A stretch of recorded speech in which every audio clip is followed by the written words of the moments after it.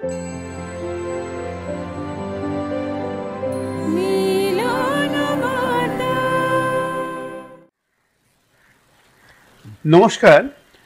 আমরা ঠাকুরপুকুরে আজকে স্বপন মুখোপাধ্যায়ের বাড়িতে এসেছি। স্বপনবাবু বিশিষ্ট গবেষক, শিক্ষাবিদ এবং জেমস লংয়ের ওপরে তার বিস্তৃত একটা কাজ আছে। দীর্ঘদিন ধরে তিনি জেমস লংয়ের ওপরে কাজ করেছেন এবং তার জেমস লংয়ের ওপরে একটি বই আছে, সেই বইটির নাম হচ্ছে বঙ্গজীবনের জেমস লং।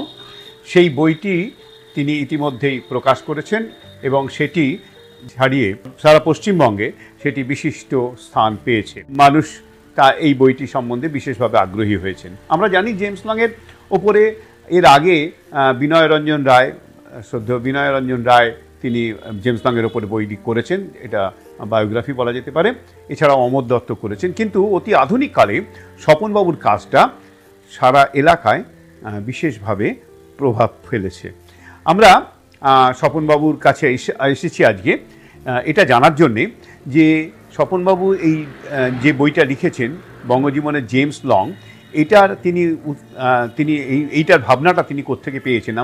এটা অবশ্য আমরা জানি যে স্বপনবাবু দীর্ঘদিন ঠাকুরপুকুরে বাসিন্দা এবং ঠাকুরপুকুরে জেমস লংয়ের একটা সূত্র আছে, সেটি হলো এপিফানি চার্চ, এবং সেই এপিফানি চার্চের পাশে সেন্ট এলিজাবেথ বিদ্যালয়।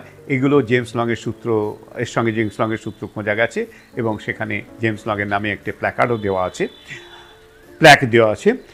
আমরা স্বপনবাবুর কাছ থেকে আজকে জানবো যে এই জেমস লংয়ের সম্বন্ধে আপনি কিভাবে উৎসাহিত হলেন এবং আপনি কিভাবে জেমস লংয়ের ব্যাপারটা বইতে লিখেছেন। স্বপনবাবু নমস্কার। ঊনবিংশ শতাব্দীতে বাংলায় যে সমস্ত ভারত হিতৈষীরা এসেছিলেন তাদের মধ্যে যারা বঙ্গবন্ধু, তাদের বিশেষ করে প্রথমেই যাদের নাম করতে হয় তারা হলেন শ্রীরামপুত্রই, উইলিয়াম কেরি, উইলিয়াম ওয়ার্ডস এবং মার্শম্যান। তাছাড়াও যার কথা আমরা বলে থাকি তিনি হলেন আলেকজান্ডার ডাফ। এবং এদের নামের সঙ্গেই যার নাম প্রায় এক নিঃশ্বাসে উচ্চারিত হয়, তিনি হলেন রেভারেন্ড জেমস লং। আমি মনে করি যে এদের মধ্যে এই সমস্ত ভারত হিতৈষী বঙ্গবন্ধু মিশনারিজ, খ্রিস্টিয়ান মিশনারিজদের মধ্যে জেমস লং হচ্ছেন সর্বাগ্রগণ্য। আমি এই প্রসঙ্গে আপনার কাছ থেকে একটু জানতে চাইব যে আপনি বলেছেন যে বঙ্গজীবনে জেমস লংয়ের দান সর্বাগ্রগণ্য, এটা কেন বলছেন? হ্যাঁ, আমি সর্বাগ্রগণ্য এই জন্যে বলছি যে যারা যারা ভারত হিতৈষী এবং যারা যারা বাংলার জনজীবনে বিশেষ অবদান রেখেছেন তাদের প্রত্যেকের প্রতি আমরা কৃতজ্ঞ।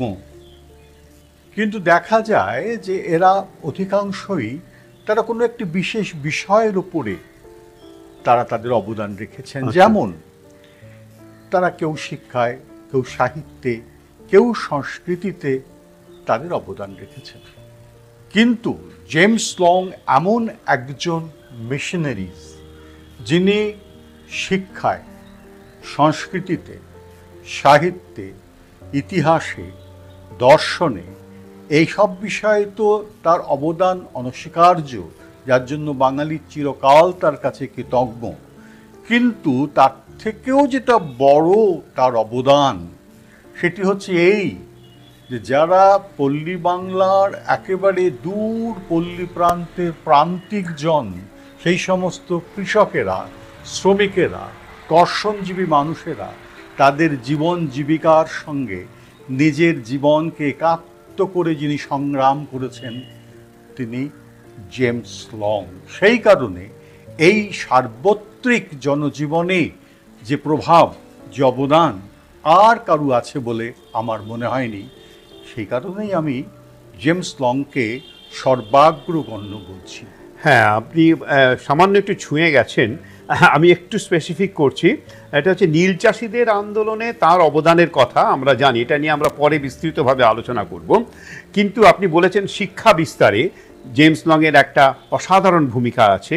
আমরা জানি যে সেই সময় বিদ্যাসাগর মশাই জেমস লংয়ের সঙ্গে কাজ করেছেন, বা জেমস লং বিদ্যাসাগর মশাইয়ের সঙ্গে কাজ করেছেন যদি সেভাবেই বলা যায়। সেই সময় বাংলার নবজাগরণের অগ্রদূতদের মধ্যে যারা ছিলেন তারা সবাই একসঙ্গে কাজ করেছেন। সেই ক্ষেত্রে শিক্ষার ক্ষেত্রে তার অবদানটা যদি আপনি আমাদের একটুখানি বুঝিয়ে দেন। জেমস লং আমাদের ভারতবর্ষে আসেন 1840 খ্রিস্টাব্দে। সেই সময়টা একটু বোঝা দরকার। যখন তিনি আসছেন সেই সময়তে যাদের আমরা এই ইংরেজ পণ্ডিত যে সমস্ত ব্যক্তিরা, তাদের মধ্যে যাদের কথা বিশেষভাবে বাইরের পাশ্চাত্যের লোকেরা জানতেন, একজন হচ্ছেন জেমস মিল, যার বই হিস্ট্রি অফ ব্রিটিশ ইন্ডিয়া, সেটা পড়েই ব্রিটিশ থেকে লোকেরা এসে এখানে এই দেশ শাসন করতেন। তিনি পরিষ্কার বললেন যে ভারতবর্ষের কোনো অতীত নেই, ভারতবর্ষের কোনো ধর্মীয় যে অবস্থান সেটা গ্রহণযোগ্যই নয়, এবং পরিষ্কারভাবে তিনি তাদের বারবেরিয়ান বললেন। আচ্ছা, এমনকি মেকলের মতন মানুষ, তিনি এমন ভারতবর্ষে সেই মানুষ চাইলেন যারা তাদের কেবল রক্ত মাংসটা হবে হিন্দুদের মতন, কালারটা হবে হিন্দুদের মতন, বাকি সব হতে হবে মানে ভারতীয়দের মতন, আর বাকি সব হতে হবে ইংরেজদের মতন, এমনকি তার ইন্টেলেক্ট পর্যন্ত। এই পরিপ্রেক্ষিতে যখন উনি আসছেন, এটা বলছেন মেকলে 1835-এ তার মিনিটসে, আর 40-এ আসার পর এই মানুষটি জেমস লং, তিনি 14টি ভাষা জানতেন, Greek, Latin, Spanish, Germany, English, Irish, এ তো জানতেনই। তার সঙ্গে মাতৃভাষার মতন জানতেন সংস্কৃত এবং বাংলা। সংস্কৃত তিনি জেনেছেন এদেশে আসবার আগেই, শিখে এসেছেন। আচ্ছা, এবং এখানে এসে তিনি যখন প্রথম তার যিশুপ্রেমী হিসেবে বাইবেল হাতে উপস্থিত হলেন, তিনি প্রথমেই যেটা বুঝলেন যে এদেশের মানুষের হাতে শিক্ষার হাতিয়ারটি তুলে দিতে হবে। সেই কারণে তিনি খুব ভালো করে বাংলাটি শিখলেন।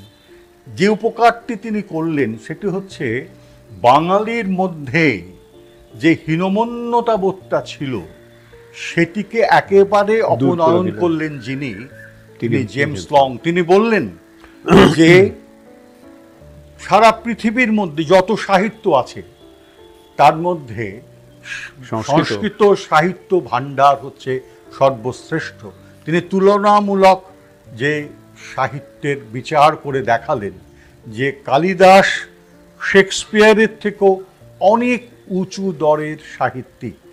সেই সঙ্গে তিনি ভারতীয় দর্শন, ভারতীয় প্রাচীন সনাতন ধর্ম প্রতিটি সম্পর্কেই তার শ্রদ্ধা নিবেদন করলেন। তার যে গুরুই বলা যেতে পারে আলেকজান্ডার ডাফ, যার কাছে তিনি এসেছিলেন আমার স্ট্রিটে, তিনি কিন্তু হিন্দুদের সম্পর্কে খুব বিরূপ মন্তব্য করেছিলেন।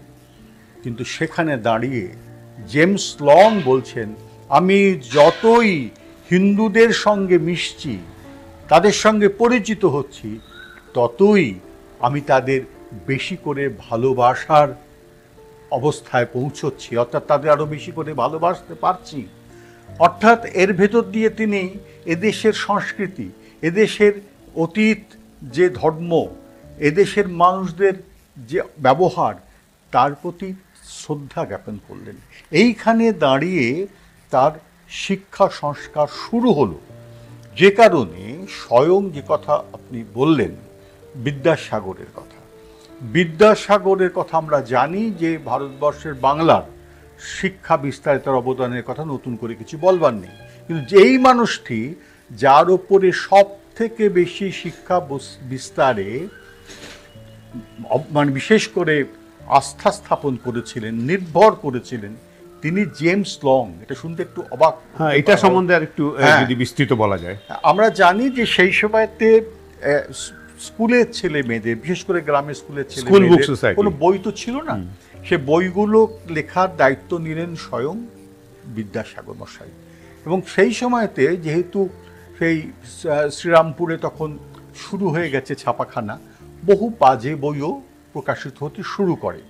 সেই জন্যে ভার্নাকুলার লিটারেচার সোসাইটি তারা ঠিক করে যে স্কুলে কোন বইগুলো পাঠ্য হওয়া উচিত, তার পাণ্ডুলিপি কি হবে সেটা দেখে দেবেন বিদ্যাসাগর মশাই এবং রবিনসন। আচ্ছা, বিদ্যাসাগর মশাই বললেন ঠিক আছে, পাণ্ডুলিপিটা আমরা দেখে মানে দেব, তাত্ত্বিক দিকটা তিনি দেখে দেবেন, পাণ্ডুলিপিগুলো আমরা দেখে দেব। আচ্ছা।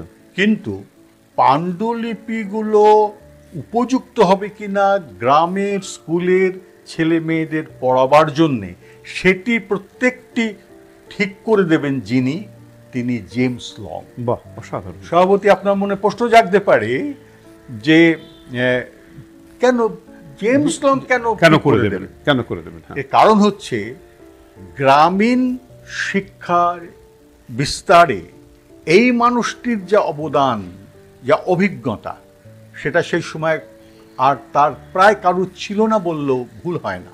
তার কারণ হচ্ছে এই যে আপনারা জানেন যে 1849-এ বেথুন সাহেব কলকাতাতে বেথুন কলেজ স্কুল প্রতিষ্ঠা করলেন। বেথুন স্কুল তো নয়, তখন তো পরে বেথুন নামটা হয়। প্রথম মেয়েদের স্কুল তৈরি করলেন। কিন্তু তাকে সাহায্য করলেন কি? সাহায্য করলেন জমি দিয়ে দক্ষিণারঞ্জন মুখোপাধ্যায়। তার পাশে এসে দাঁড়িয়েছিলেন বিদ্যাসাগর মশাই, মদনমোহন তর্কালঙ্কারের মতন মানুষ, এবং সেই সময়কার সমস্ত বিদ্বৎ সমাজ বাংলার তারা তার পাশে ছিলেন। অবাক হতে হয়, 1849 ঘটনা, আর 1850-এ ওই সময়তে সেই বেথুন স্কুলের ওই জায়গা থেকে প্রায় 12 মাইল দূরে ঠাকুরপুকুরে, আচ্ছা, এবং ঠাকুরপুকুরে আসতে গেলে সেই সময় বেহালা পেরিয়ে আসতে হয়, নয় হেঁটে, তা না হলে আপনার ঘোড়ার গাড়িতে করে আসতে হয়। আর ঠাকুরপুকুর তখন দেখতে বর্ষাকালে লাগতো একটা বড় যেন বিশাল আপনার সমুদ্রের মধ্যে কতগুলো ছোট ছোট দ্বীপের মতন। এই অঞ্চলে যাতায়াত করাই ছিল প্রায় অসম্ভব, যা ডোঙায় শালতিতে এটা করেই খালে বিলে ভরা। সেইখানে দাঁড়িয়ে তিনি সেখানে স্কুল করছেন, মেয়েদের স্কুল করছেন সেই স্কুল, এবং ওনার নিজের স্কুল যেটা ছেলেদের স্কুল, সেখানে তিনি শুধু যে পুঁথিগত শিক্ষা দিচ্ছেন তা নয়, পাশাপাশি সেখানে এগ্রিকালচারাল স্কুল খুলেছিলেন। আচ্ছা, এখানে লাইব্রেরি খুলেছিলেন, কল্পনা করা যায় না। ঠাকুরপুকুরের লাইব্রেরি করেছিলেন, আমি অনেক খোঁজার চেষ্টা করেছি লাইব্রেরি কোথায়, কিন্তু আমি খুঁজে পাইনি। কিন্তু এর রয়েছে, ওর রিপোর্ট থেকে আমরা জানতে পারি যিনি তৈরি করছেন, এবং তার স্ত্রী 1850-এ এমিলি ওরমে, তিনি এখানে ক্যালকাটা ফিমেল সোসাইটির সহযোগিতায় এই ঠাকুরপুকুরে সেই সময় যে মেয়েদের স্কুল করছেন, সেইখানে আসছে কারা? হিন্দু ছেলে মেয়েরা আসছে, মুসলমান ছেলে মেয়েরা আসছে, খ্রিস্টান ছেলে মেয়ে কম। কারণ টোটাল সেই সময় পুরো অঞ্চল জুড়ে 271 জন খ্রিস্টান। সভাপতি, কজন খ্রিস্টান মনে রাখতে হবে। একবার সর্বধর্ম সমন্বয়ের একটা সর্বধর্ম সমন্বয়ের কথা তো সে ছিল না, মানসিকতার মধ্যে ছিল জেমস লং এর। জেমস লং সেভাবে ভাবেনি। জেমস লং এর কাছে কিন্তু এই জন্য তিনি সবার কাছে খুব যে গ্রহণযোগ্য ছিলেন তা নয়, বিশেষ করে খ্রিস্টান কমিউনিটির কাছে, অন্য অন্য অনেক মিশনারির কাছে তিনি খুব একটা গ্রহণযোগ্য ছিলেন না। তার কাছে যেটা বড় কথা ছিল সেটা হচ্ছে দরিদ্র মানুষ হলেই হলো। দরিদ্র মানুষ মানেই সে যিশুর সন্তান। তিনি সেই দৃষ্টিকোণ থেকে দেখতেন। সে হিন্দু না মুসলমান সেটা নয়। এবং একটা কথা ভেবে দেখবার মতন যে তিনি ওই সময়তে মুসলমান সম্প্রদায়ের মেয়েদের আজকে ঘর থেকে বার করা আজকের দিনেও খুব কঠিন। আজ থেকে ভাবুন 1850 সালে, আপনার 150 বছর আগে, 150-রও বেশি, 170-75 বছর আগের কথা বলছি। সেই সময়তে এই অঞ্চলের ওই যখন অবস্থা, বাড়ি থেকে বেরোনো মুশকিল, সেখানে তিনি তাদের নিয়ে আসছেন। ওর মেয়ে নিজে গিয়ে, তিনি মহিলা বলে সুবিধা, তাদের মেয়েদের নিয়ে আসছেন, বলছেন তাদের পরিবারে গিয়ে, দেখো তোমার মেয়ে যখন এই সারাদিন স্কুল করে বাড়ি আসবে, তখন সে একটা অন্য মেয়ে হয়ে যাবে। সে তোমাদের ভালো রকম চিকিৎসা করতে পারবে, ভালো করে ঘর গোছাতে পারবে, ভালো রান্না করতে পারবে। শুধু পুঁথিগত বিদ্যা অ ক খ শেখানো নয়। এই স্কুল দেখতে আসেন কে এসছেন মেরি কার্পেন্টার। মেরি কার্পেন্টারের রিপোর্ট আছে, আচ্ছা, আমার বইটা পড়লে আপনারা জানতে পারবেন। সেই রিপোর্টে তিনি বলছেন যে আমি অবাক হয়ে গেছি যে কি অসাধারণ সূচিকর্মের তার শিক্ষা দিচ্ছেন ওর মেয়েদের মধ্যে এই মানে আলোকিত করবার যে চেষ্টা, এইটা সেই সময় তিনি করছেন, তার নাম কোথাও নেই। হ্যাঁ, আমি দুর্ভাগ্য এই হচ্ছে প্রশ্ন। আমরা পরবর্তীকালে বেথুনের নামে স্কুল করেছিলাম। বেথুন সাহেব যদিও চেয়েছিলেন যে দক্ষিণারঞ্জনের নামটা অক্ষয় হয়ে থাক, কিন্তু খুব ভালো কথা, বেথুন সাহেবের নামটাই আমরা অক্ষয় করে রেখেছি, করবার মতোও বটে। কিন্তু আমরা কেবল যে জেমস লংকে স্মৃতি থেকে বিসর্জন দিয়েছি তাই নয়, ওর মেয়ের কথা কেউ আমরা জানি, আমার কেউ বলাই ভালো, কারণ আমি যতজনকে জিজ্ঞেস করেছি তারা জানেন না, বলতে পারেননি। ওর মেয়ের কথাটা আমরা বলি না, তার অবদান যে কি, দুজনে মিলে তারা যে কি করে গেছেন, এবং সেই অবদানটা বেথুনের অবদানের থেকে বেশি ছাড়া কম নয় বলে আমার বিশ্বাস। এবং এই স্কুল কিন্তু আজও রয়েছে, আজও এখানে রয়েছে, নামের সঙ্গে কোথাও খুঁজে পাওয়ার উপায় নেই। এমিলির নামও নেই, জেমস লং এর নামও নেই। আচ্ছা, ঠাকুরপুকুরে আরেকটা জিনিসও মনে হয়, ঠাকুরপুকুরে যে চার্চটি আছে সেই চার্চটিতে উনি বোধহয় 3 নম্বর পাদ্রী হিসেবে এসেছিলেন, মানে এই ব্যাপারটা আপনার বইতে আপনি বিস্তৃত লিখেছেন, দয়া করে যদি একটু বলেন। আসলে ঠাকুরপুকুরে কিন্তু অনেকের ধারণা যে জেমস লং বোধহয় প্রথম এখানে চার্চ করেন, মানে এপিফেনি চার্চ, তা কিন্তু নয়। প্রথম এপিফেনি চার্চ এখানে করেন যিনি আসেন, তিনি মিস্টার হেবেলিন। মিস্টার হেবেলিন, তার বর্ণনা রয়েছে 1836 সালে তিনি প্রথম এখানে একটি চার্চ করেন। গোলপাতার একটা ঘর, মাটির ঘর, তাই দিয়ে চার্চ করা হয়। এবং 5-7 বছরের মধ্যেই, একটা 42-43-এর মধ্যেই এখানে আসতে শুরু করেন জেমস লং। যদিও তখন তিনি এখানে নিয়মিত থাকতেন না, তখন তিনি থাকতেন আমার স্ট্রিটে, আলেকজান্ডার ডাফের ওখানে। সেখান থেকে প্রধানত তিনি সমস্ত গ্রামে গ্রামে ঘুরে বেড়াতেন, বিশেষ করে কৃষ্ণনগর অঞ্চলে যেতেন। ওখানে একটা জার্মান মিশনারিজদের ভালো টিম ছিল, তাদের সঙ্গে তিনি কাজ করতেন, এবং সারা বাংলা ঘুরে বেড়ানোই তার কাজ ছিল। কিন্তু তিনি এখানে পার্মানেন্টলি থাকতে শুরু করলেন 1850 থেকে। তার স্ত্রীকেও নিয়ে এলেন। তার স্ত্রীকে তিনি আনতে প্রথমে চাননি, তিনি বলেছেন যে সে একেবারে খুব ধনী পরিবার ছিলেন, বলেছেন তুমি এখানে পারবে না, এখানে জল জঙ্গলের মধ্যে পোকা মাকড় সাপের মধ্যে থাকতে পারবে না, তুমি বরং এই ডাফের এখানেই থাকো, স্কুলে পড়াও। কিন্তু এমিলি বললেন না, তুমি যেখানে থাকবে আমি পারবো, আমি সেখানেই সেভাবেই থাকবো। তখন উনি যে লিখলেন চার্চ মিশন সোসাইটিকে, এবং চার্চ মিশন সোসাইটি 50 সালে 4000 টাকা, কম কথা না, আজকের দিনে হলে 40 লক্ষ টাকার তোরও বেশি, সেই 4000 টাকা তাকে দেয়, এবং তার দিয়ে একটি দোতলা বাড়ি হয়। সেই বাড়িতে তিনি এইখানে পার্মানেন্টলি, এই যে চার্চ, সেই চার্চ আমরা যখন দেখেছি আমার ছোটবেলায়, অর্থাৎ 1800, যখন মনে আছে 1900 আমি এখানে এসেছি 48-এ, 49-50 কথা মনে আছে। আমি ওই চার্চের মধ্যে ঢুকে আমার ওই প্রেয়ারে আমি গিয়েছি, আমার বেশ পরিষ্কার মনে আছে। তখন যে বাড়িটা দেখতাম, সে বাড়িটা কিন্তু ওই দোতলা বাড়ির সঙ্গে লাগোয়া চার্চ, এটা আমি দেখেছি। এবং অনেকেই তখন বলতেন যে এটা হচ্ছে জেমস লং এর করা। ফলে জেমস লং এর সঙ্গে এই অঞ্চলটা জড়িয়ে আছে। 1872 অবধি তিনি এখানে ছিলেন, দীর্ঘ 22 বছর তার যে অবদান। এটা গেল শিক্ষা বিস্তারের কথা বললাম, কিন্তু শুধু তাই নয়, এর সঙ্গে সঙ্গে ধরুন বাংলার ইতিহাস চর্চা, এক্স্যাক্টলি আমি সেটি আসতে চাইছিলাম। ইতিহাস চর্চায় তার যে অবদান, সে অবদানটি আমরা আজকে সেভাবে স্বীকার করি না বা আমরা জানতে পারি না। তিনি লিখেছিলেন প্রথম স্থানিক যে সমীক্ষা করে তারপরে ইতিহাস চর্চা, যাকে স্থানিক ইতিহাস চর্চা বলে, তার শুরু করেছিলেন জেমস লং। আচ্ছা, নিজে নৌকোয় করে ঘুরে ঘুরে ভাগীরথীর হুগলির দুপার ভ্রমণ করে করে তিনি ইতিহাস লেখেন। আচ্ছা, বিভিন্ন অঞ্চলের, এই যে কোন্নগর থেকে শুরু করে তার এই আমাদের মানে হুগলি নদীর ধার দুপার থেকে দিয়ে, এক একটা অঞ্চলে গিয়ে ঘুরে সেখানে থেকে তার অতীত অনুসন্ধান করে লেখা।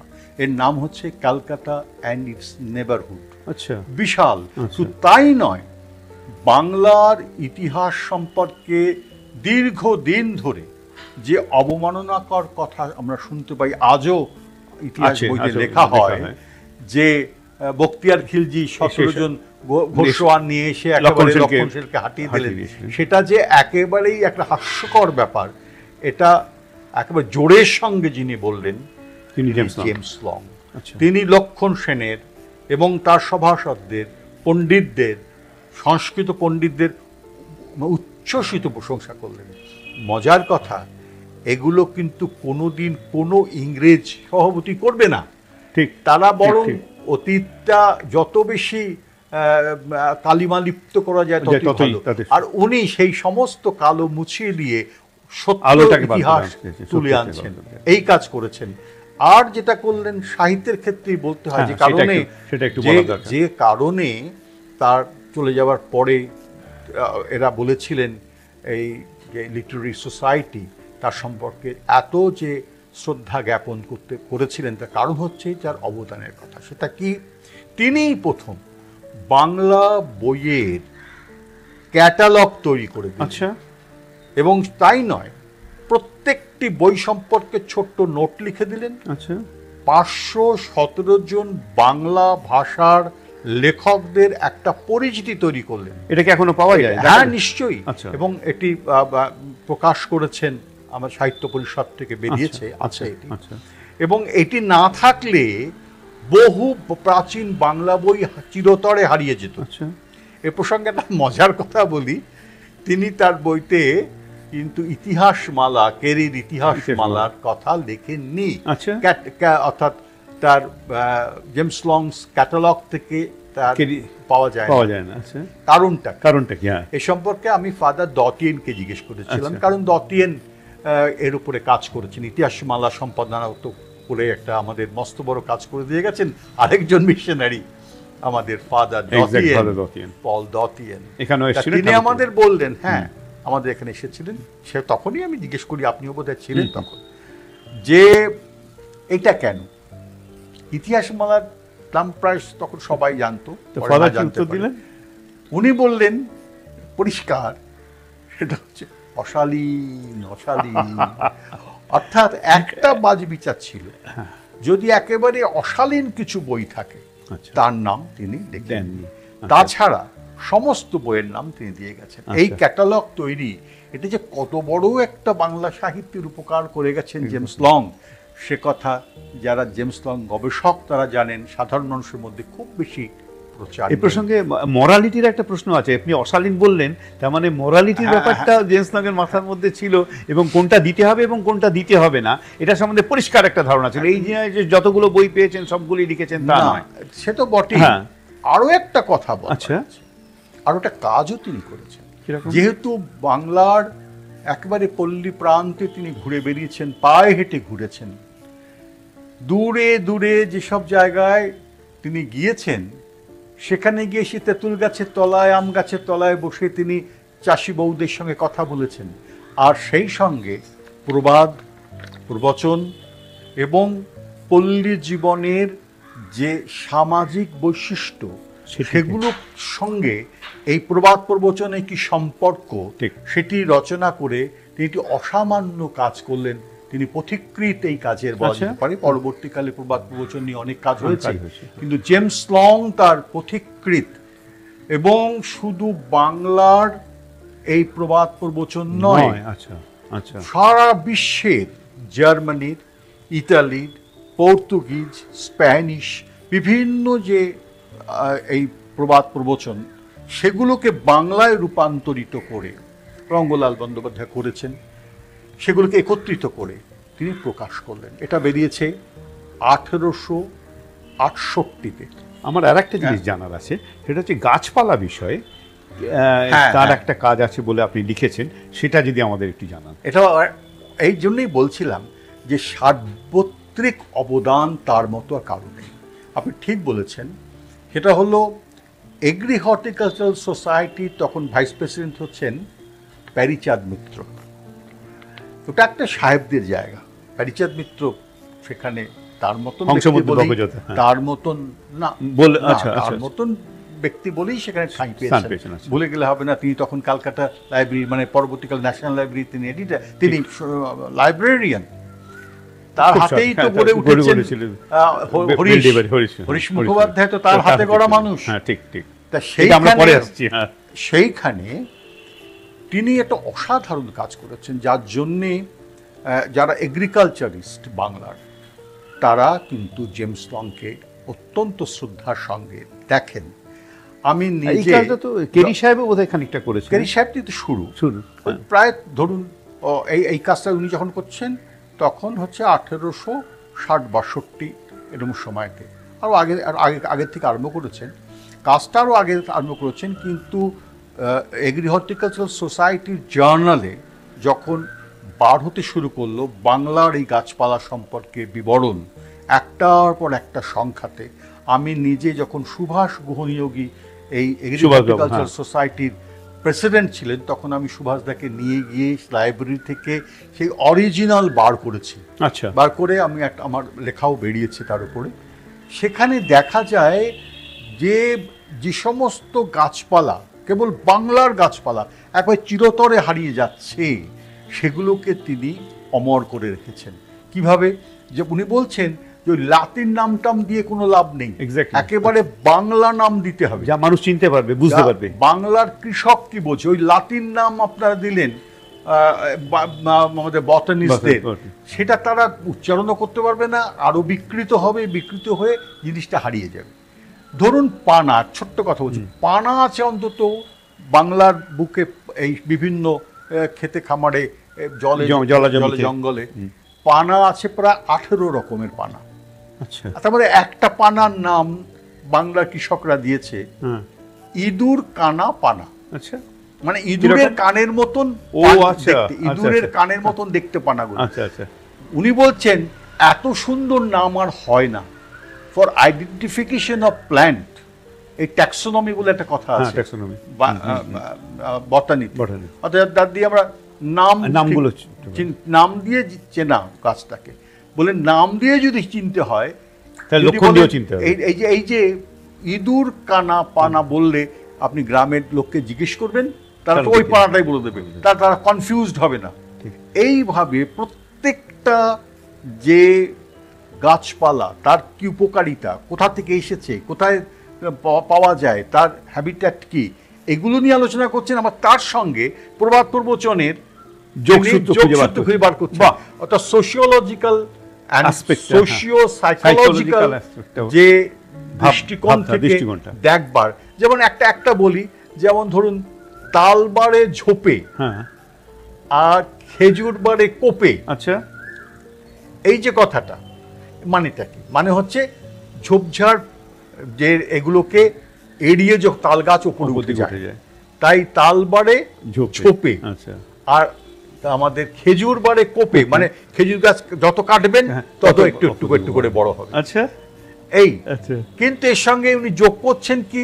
প্রবাদ প্রবচন যোগ করছেন যে মানুষকে যেভাবে ট্রিট করলে তবে কাজ হয়। আচ্ছা। তাল গাছকে একরকম ভাবে ট্রিট করতে হবে, আর খেজুর গাছকে আরেকরকম ট্রিট করতে হবে। এইটা বোঝাবার জন্য যে সবার সমান ট্রিটমেন্ট নয়, যার যেমন তার তেমন, এইটা বোঝাবার জন্য এটি ব্যবহার করা হচ্ছে। একই সঙ্গে তিনি বাংলার প্রবাদ প্রবচন এবং তার সঙ্গে আবার তার সঙ্গে যে কাজটা করছেন সেটা হচ্ছে সোশিওলজি। নিশ্চয়ই আপনি জানেন যে ভারতবর্ষের, বাংলার শুধু নয়, ভারতবর্ষে সোশিওলজির অর্থাৎ সমাজতত্ত্বের যিনি পিতা, যিনি পথিকৃৎ, যিনি সৃষ্টি করেছেন প্রথম সোসাইটি, তার নাম জেমস লং। আহ, এই আচ্ছা। একটি কাজের জন্যই তিনি স্মরণীয় হয়ে থাকতে পারেন। আচ্ছা, কল্পনা very করা good, যান very না good, ভাবা যায় কত না। কাজ তিনি করেছেন। যায় না, ভাবা যায় না। বেথুন সোসাইটিতে তিনি 1861-তে যে বক্তৃতাটি দেন তাতে তিনি বুঝিয়ে দেন যে যে কতগুলো 500 কোশ্চেন্স অন সোশিওলজি এটা করে তার থেকে এই সমাজের মানুষ কোন দৃষ্টিকোণ থেকে কোন শ্রমজীবীদের কিভাবে দেখে, তাদের অবস্থান কি, তাই নিয়ে একটা প্রশ্নোত্তর তৈরি করেন, করে তার ভিত্তিতে তিনি এখানে এই বক্তৃতাটি দেন এবং সেখান থেকেই শুরু হলো সোশিওলজিক্যাল সোসাইটি অফ ইন্ডিয়া। আচ্ছা, তার মানে তিনি প্রায় ফাউন্ডার। তিনি তার পুরো সোসাইটির Society ফাউন্ডার founder। এবং এই কনসেপ্টের তিনি হচ্ছেন ফাউন্ডার। এই যে ব্যাপারটা, এইতে যারা সোশিওলজির লোক তারা জানেন, কিন্তু এটা যে কত বড় কাজ, ইতিহাসের কথা গিয়ে আমরা বলি, আজকে আমরা সুন্দরবন নিয়ে বলছি, ঠিক ঠিক। কিন্তু ভাবুন প্রথম সুন্দরবন নিয়ে যিনি এশিয়াটিক সোসাইটিতে বক্তৃতা করছেন 43 না 44, 1844 বা 44 বা 43-এ, জেমস লং। সেখানে বসে আছেন কি? বসে আছেন প্রতাপচন্দ্র ঘোষ, যার লেখা বঙ্গাদী পরিচয়। কেমন এই অঞ্চলের ইতিহাস, কলকাতা ইতিহাস চর্চা একটি অসাধারণ বই। সেই মানুষটি শুনছেন তার বক্তব্য, সেখানে তিনি দেখাচ্ছেন যে অতীত সুন্দরবন একটি অত্যন্ত এখানে সমৃদ্ধশালী সভ্যতা এখানে ছিল, জনবসতি ছিল, এবং সেটা কি করে নষ্ট হয়ে গেছে এর উপরে তার গবেষণা। ফলে বাংলার সমাজ জীবনের প্রায় প্রত্যেকটি স্তরে ভালোবেসে, গভীরে পৌঁছে, তার শ্রম দিয়ে তিনি আমাদের কাছে চিরস্মরণীয়। তিনি মনে করেছেন বাংলা তার যেমন করে জীবনানন্দের একটা গভীর ভালোবাসা ছিল বাংলার প্রতি, ওই রকম ভালোবাসা তিনি তার মতো করে দেখেছেন, যদিও তিনি এই দেশের লোক নন। দেশের লোকটা এটাকেই তিনি তার দেশ বলে মনে করেন। ফলে এই দিকগুলো আগে কখনো উঠে আসেনি, কম আলোচিত হয়েছে। আমরা যেটা পাই বা আমাদের কলেজ জীবন অবধি যেটুকু আমরা দেখেছি, আমরা জানতাম জেমস লং মানে হচ্ছে নীল বিদ্রোহ এবং আমি ওটা আসছি পরে। একটা শেষের দিকটায় একটা প্রশ্ন কি করে যাব নাকি না নীল আলোচনা করে তারপর ওখানে আসবো? জেমস লং সরণির প্রসঙ্গটা আসবে, আমি সেটা ওটা পরে আলোচনা করি। তাহলে আমরা কি এখন নীল বিদ্রোহের নীলে ঢুকে যাব? হ্যাঁ, আমার মনে হয় যে নীলে ঢোকা যায়, কারণ আমরা শিক্ষাটা বলেছি, সংস্কৃতি বলেছি, ইতিহাস বলেছি, সমাজবিদ্যা বলেছি, সবগুলোতেই তার বটানি বলেছি। তার এই যে কাজগুলো তিনি করেছেন, এই কাজগুলো প্রায় সবগুলোই আমরা এখানে আলোচনা করলাম।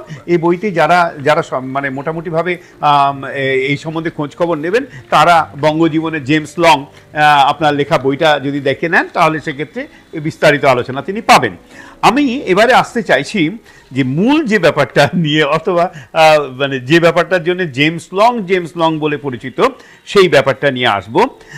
সেটা হচ্ছে নীল চাষিদের সঙ্গে এবং তার সঙ্গে হরিশ মুখার্জি। এবং খুব আশ্চর্যের ব্যাপার হচ্ছে যে আপনি হরিশের উপর একটা বই লিখেছেন, যে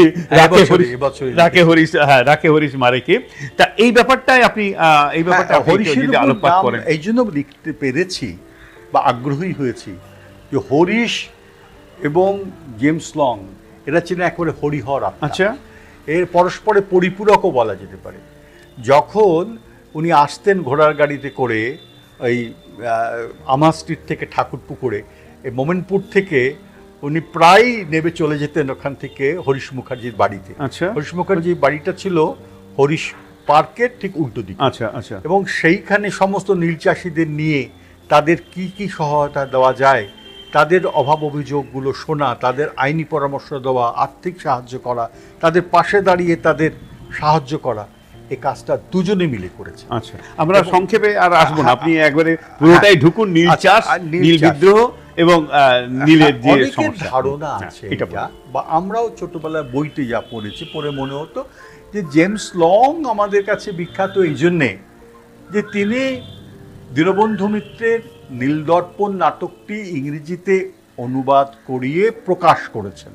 প্রকাশক হিসেবে ইংরেজির নীলদর্পণের তার অবদান আছে এবং সেই জন্যই তাকে জেল জরিমানা তার হয়েছিল। কিন্তু ব্যাপারটা আদৌ তা নয়। মনে রাখতে হবে যে জেমস লং এর যে মিশনারি যে উদ্দেশ্য নিয়ে তিনি এখানে এসেছিলেন, একদিনের জন্যেও তিনি তার সেই প্রভু যিশুর যে সাধনা, যিশুর বন্দনা, তার থেকে সরে যাননি। আচ্ছা, প্রতিটি কাজের মধ্যেই তিনি তার যিশুর কথাই ভেবেছেন। তার মনে হয়েছে এ প্রতিটি কাজই যিশুর কাজ।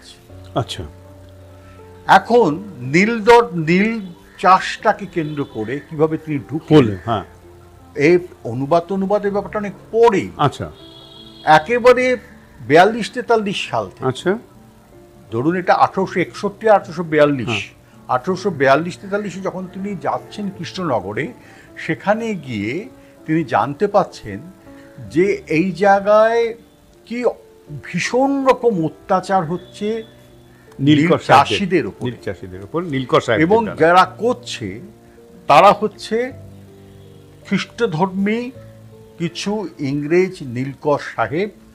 তাদের সঙ্গে সরাসরি যোগাযোগ হচ্ছে এই ইংরেজি পত্রপত্রিকার, যেমন ইংলিশম্যান পত্রিকার, বেঙ্গলি হুরা পত্রিকা, যার সম্পাদক আবার নিজে একজন নীলকর সাহেব। আচ্ছা, এবং তারা এই বেঙ্গল গভর্নমেন্টকে, তাদেরকে খুব একটা পাত্তা দেয় না, কারণ তাদের হাত একেবারে ব্রিটিশ পার্লামেন্ট অব্দি রয়েছে। ফলে এখানে কে কি বললো না বললো তাতে তাদের খুব একটা কিছু এসে যায় না। তারা অকথ্য অত্যাচার শুরু করে। আচ্ছা, এবং এটা নিয়ে তিনি দুটি কথা বললেন। প্রথম বললেন যে খালি পেটে, আমাদের ঠাকুর রামকৃষ্ণ বলেছেন না, খালি পেটে ধর্ম হয় না, উনিও একই কথা বললেন যে এই আমি গিয়ে দেখছি কাদের ধর্মের কথা বলবো, যারা দুবেলা দুমুঠো খেতে পাচ্ছে না, তাদের মানে খেতে দেওয়া হচ্ছে না, তাদের উপর এমন ধরনের এক্সপ্লয়টেশনটা, যে জায়গায় নিজেদের জমিতে তারা নিজের ইচ্ছে মতন চাষ করতে পারবে না, দাদন নিয়ে তাদের নীল চাষ করতে হবে, সর্বনাশ হয়ে যাচ্ছে তাদের, এর বিরোধিতা করতে হবে। এক। দুই, বললেন যে আমাকে গ্রামের মানুষরা বলছে যে সাহেব তোমাদের আমি শ্রদ্ধা করি, কিন্তু তোমাদের কথায় ভিত্তি করে তোমাদের ধর্মকে আমরা বিচার করি না, তোমাদের ধর্মকে বিচার করি তোমাদের ধর্মের লোকেদের আচরণকে দিয়ে। তোমাদের ধর্মের লোক হচ্ছে এই দেখো নীলকর সাহেব, ওরা তো খ্রিস্টান, তারা এই ধরনের মহিলাদের উপর, মেয়েদের উপর দেখো কি অকথ্য অত্যাচার করছে, এই খ্রিস্ট ধর্ম শিখিয়েছে। বললেন এই কথাগুলো শোনার পর আমার মাথা নিচু হয়ে গেছে এবং আমার মনে হয়েছে তারা ঠিক কথা বলছে, এর প্রতিকার হওয়া দরকার। আচ্ছা, উনি এই জন্যেই ওই হরিশের কাছে গিয়ে বললেন যে তার হিন্দু পেট্রিয়টে লিখতে হবে। 53 থেকে লেখা শুরু হলো। আচ্ছা, প্রথমে ইংলিশম্যান পত্রিকাতেই লিখতেন, কিন্তু সেগুলো ছাপে না, তারা সব লেখা শুরু হলো হরিশের সঙ্গে একসঙ্গে হিন্দু পেট্রিয়টে। এবং তখন যখন ইংরেজিতে বেরোতে শুরু করলো লেখাগুলো, তখন টনক ঢুকলো এই নীলকর সাহেবদেরও, কারণ বাংলায় কে কি বললো না বললো এসে যাচ্ছে না, ইংরেজিতে বেরোলেই, এবং বিশেষ করে হিন্দু পেট্রিয়টে, সেগুলো চলে যাচ্ছে ব্রিটেনে, ইউরোপে, আমেরিকায়। ব্রিটেনের পার্লামেন্টে এই হিন্দু পেট্রিয়ট নিয়ে প্রশ্ন করা হচ্ছে যে এইসব কি দেখছি, এতে করে তো আমাদের ব্রিটিশ সম্মান, তাদের সভ্যতার যে গৌরব, সমস্ত কিছু নষ্ট হচ্ছে, আমরা তো সব জানতাম না। স্বভাবতই এই যখন চলছে এই সময়তে তিনি কিন্তু একটা কথা মনে রাখা ভালো, যে ব্রিটিশ গভর্নমেন্ট তারা কিন্তু পুরোপুরি হরিশেরও পক্ষে ছিল, জেমস লংয়েরও পক্ষে। আচ্ছা, তারা কেউ এদের অপমান করতে চায়নি, অসম্মান করতে চায়নি। ক্যানিং সাহেব স্বয়ং হিন্দু পেট্রিয়ট পাওয়ার জন্য সকালবেলা লোক পাঠিয়ে দিতেন, এটা শুনেছি আমরা, হ্যাঁ, যাতে তার কাছে আগে পৌঁছে যায়, এতটাই ভালোবাসতেন তিনি হরিশকে। হরিশের তো কোনো ক্ষতি তারা করেননি। জেমস লংকে সন্ন্যাসীর হিসেবে যতখানি সম্মান করার তার থেকে বোধহয় বেশিই তারা একটু করতেন। এই নিয়ে একটা মজার কথা আছে, পরে সে প্রসঙ্গটা আসবো। তারা সম্মান করতেন। এখন তাঁরা গিয়ে বললেন, বিশেষ করে জেমস লং এবং ডাফ, চিঠিটা দিয়েছিলেন আলেকজান্ডার ডাফ, একটা মস্ত বড় চিঠি দিয়েছিলেন, কারণ প্রথম সম্মেলনটা হয় কৃষকদের। কৃষকরা চতুর্দিক থেকে ছুটে আসে ইয়ামা স্ট্রিটে ডাফের ওইখানে, যেখানে বক্তব্য রাখেন জেমস লং। তিনি গিয়ে সেই সময়ে যিনি লেফটেন্যান্ট গভর্নর, তখন তো সিপাহী বিদ্রোহ হয়ে গেছে, ফলে দেশ তখন ইংরেজ সরাসরি নিয়ে নিয়েছে শাসন ব্যবস্থা, মানে রানীর শাসন ব্যবস্থা। সেই সময়টাতে তিনি গিয়ে, গ্রান্ট হচ্ছেন লেফটেন্যান্ট জেনারেল, তার সেক্রেটারি হচ্ছেন সিটন কার, তাকে সবটা বলছেন যে আপনারা যদি এখন এই যারা এদের বন্ধ করতে না পারেন এই অত্যাচার, তাহলে কিন্তু আবার একটা সিপাহী বিদ্রোহের মতন ভয়ঙ্কর ঘটনা ঘটবে। এবং একটা ঘটনা শুরু হয়ে গিয়েছিল সেই সময়। দিগম্বর বিশ্বাস ও বিষ্ণুপদ বিশ্বাস, এরা দুজনে এই নদিয়াতে, চৌবাগাতে, সেখানে তারা প্রায় বিদ্রোহী করে। 17,000 কৃষককে একত্রিত করে বরিশাল থেকে লাঠিয়াল নিয়ে এসে তারা এই যে কুঠিগুলোর বিরুদ্ধে লড়াই করে এবং নীলকর সাহেবদের বিরুদ্ধে রুখে দাঁড়ায়। তখন উনি বোঝালেন জেমস লং যে এ কিন্তু আরেকটি ভয়ঙ্কর জায়গায় আপনারা যাচ্ছেন, আপনাদের সুশাসন দেওয়ার যে চেষ্টা সেটা পুরোপুরি ব্যর্থ হয়ে যাবে যদি আপনারা কিছু না করেন। হরিশও একই কথা লিখলেন তার হিন্দু পেট্রিয়াতে। লেখার ফলে এই দুজনে মিলে এদের যৌথ প্রচেষ্টাতে, আচ্ছা, এটা তো মিশনারি স্বার্থ বিঘ্নিত হচ্ছিল। অবভিয়াসলি মিশনারিদের তো বদনাম হবেই, কারণ যেটা বললাম যে মিশনারিদের দেখা হতো তো তাদের আচরণ দিয়ে, খ্রিস্ট ধর্মাবলম্বীদের আচরণ দিয়ে। সেই আচরণের মধ্যে তারা দেখতে পাচ্ছে তারা, উনি গিয়ে বললেন যে সিটন কারকে, সিটন কার ছিলেন secretary to the lieutenant governor, এর একটা ইন্ডিকো কমিশন বসানো হলো। ইন্ডিকো কমিশনের যিনি নাকি প্রেসিডেন্ট ছিলেন, মানে চেয়ারম্যান, তিনি হলেন সিটন কার। এবং সেখানেই উঠে এলো আর্চিবল্ড এবং হরিমনির কথা, যে হরিমনিকে তুলে নিয়ে গিয়ে যাওয়া হয়েছিল এবং তাকে ধর্ষণ করা হয়। এটা বলার জন্যই কিন্তু শেষ অবধি মানহানি মামলায় পড়তে হলো হরিশকে, এবং হরিশের মৃত্যুর কারণও তাই। এটা আরেকটা দিক হরিশ নিয়ে বলতে হয়। আর এইখানে সরাসরি 1860 জুনে বক্তব্য, বোধহয় 12 জুন বক্তব্য রাখেন নীল কমিশনে জেমস লং। তাতে করেই কিন্তু এরা বুঝতে পারেন, নীলকর সাহেবরা, যে এই ব্রিটিশ গভর্নমেন্ট এরা এই সব প্রচারে তারা মদত দিচ্ছেন। অর্থাৎ জেমস লংয়ের বিরুদ্ধে তাদের মুখ বন্ধ করতে না পারলে, হরিশের মুখ বন্ধ করতে না পারলে তাদের কুকীর্তিতে এবার ফাঁস হয়ে যাবে একেবারে ব্রিটেনে, আমেরিকা, এবং তাদের সর্বনাশ হবে। ফলে এবং এরা কিছু করবে না, এরা সিটনও কিছু করবেন না, গ্রান্টও কিছু করবেন না, ক্যানিংও কিছু করবেন না। অর্থাৎ ভারতবর্ষ যারা রয়েছেন এই অ্যাডমিনিস্ট্রেশনে, এরা কিন্তু এদের যে লংয়ের বিরুদ্ধেও কিছু বলবে না, তারা কিন্তু হরিশের বিরুদ্ধেও কিছু বলবে না। ফলে তারা সরাসরি কোর্টে গেল, একদল কোর্টে গেল ওই হরিশের বিরুদ্ধে একই বিষয় নিয়ে কিন্তু। আর এই সময় আরেকটি ঘটনা ঘটলো, সেটা হলো দীনবন্ধু মিত্র। তিনি ছিলেন কিন্তু ডাক বিভাগের একজন, না সেটা পরে, তিনি ছিলেন জেমস লং এর যে স্কুল ছিল আমার স্ট্রিটে, তার ছাত্র, সেই স্কুলের তার ছাত্র ছিলেন। অর্থাৎ সরাসরি দীনবন্ধু মিত্র হচ্ছেন জেমস লং এর ছাত্র। এবং দীনবন্ধু মিত্র ছোটবেলায়, যখন তার কিশোর বয়স, তখন তিনি গরিব ছিলেন খুব, কাছড়াপাড়া অঞ্চলে। ওইখানে তিনি একটা নীলকুঠিতে কাজ করতেন। তখন তিনি দেখেছেন যে কি অমানসিক অত্যাচার সেখানে নীলকুঠিতে হয় শ্রমিকদের উপর, সাধারণ মানুষের উপরে। এটা দেখে তিনি একেবারে ক্ষুব্ধ হয়ে যান। পরবর্তীকালে তিনি পড়াশুনো করেন, তো হিন্দু স্কুলেও পড়েছেন।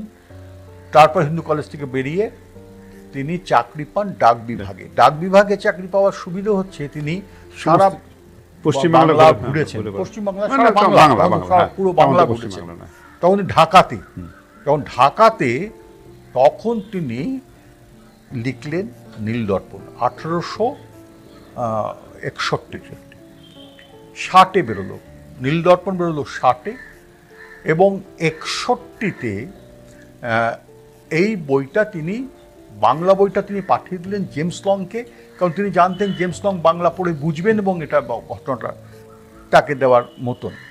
জেমস লং এটা পড়ে চলে গেলেন সিটন কারের কাছে, বলেন দেখুন এই সব লেখা বেরোচ্ছে এবং এগুলো সব সত্যি কথা, এই ঘটনা ঘটছে বাংলার বুকে, আপনাদের কিন্তু সর্বনাশ হবে, এই ব্রিটিশ শাসনও যাবে এবং আপনাদের দুর্নামে চূড়ান্ত হবে। উনি দিলেন সেটা গ্রান্টকে, মানে গভর্নর জেনারেল, লেফটেন্যান্ট গভর্নর বলেন এটা আমি তো পড়ে বুঝতে পারছি না, অনুবাদ করে দিন। জেমস লং তখন সেটাকে অনুবাদ করালেন। এটা অনুবাদ করেছেন আমার নিজস্ব, এটা নিয়ে তো একটা অনেক বিতর্ক আছে। অনুবাদ করেছেন আমার নিজস্ব ধারণার কথা বলবো, কেন বলছি সেটা আমি পরে ব্যাখ্যা করেছি। জেমস লং নিজেই প্রাথমিক খসড়া করেছিলেন, তারপরে তিনি এটা দেন আমাদের মাইকেল মধুসূদন দত্তকে, ওর বন্ধু একেবারে। তখন মধুসূদন দত্ত ফিরেছেন ম্যাড্রাস থেকে, খিদিরপুরে আছেন, সেইখানে তিনি ওই বলা হয় না যে এক রাত্রে তিনি অনুবাদ করে দিলেন, তার মানে হচ্ছে এক রাত্রে তিনি সবটা দেখে দিলেন আর কি। ওই এডিটিং এর কাজটা তিনি করে দিলেন মাইকেল। কিন্তু এটা নিয়ে পরবর্তীকালে অনেক গবেষকরা অনেক কথা বলেন। কেউ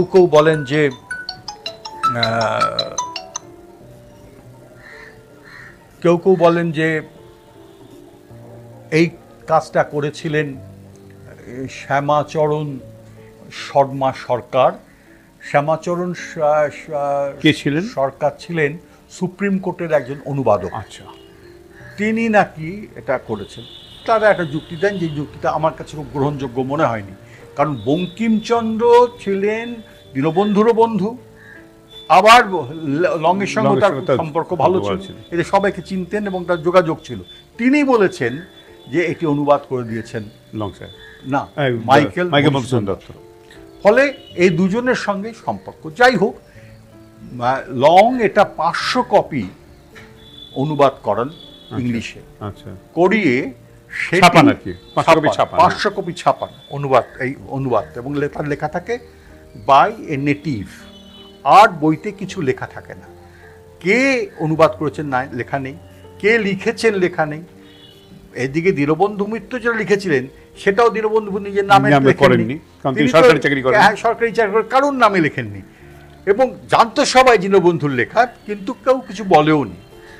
এই যে ইংরেজিটি, এটি কিন্তু হয়ে গেল একটি ভয়ঙ্কর ব্যাপার। আসল যে বাংলা বইটি, যে বইটা অনুবাদ করা হয়েছে, সেই বাংলা বইটির প্রতি কারোর কোনো ক্ষোভ নেই, কোনো প্রশ্নই নেই।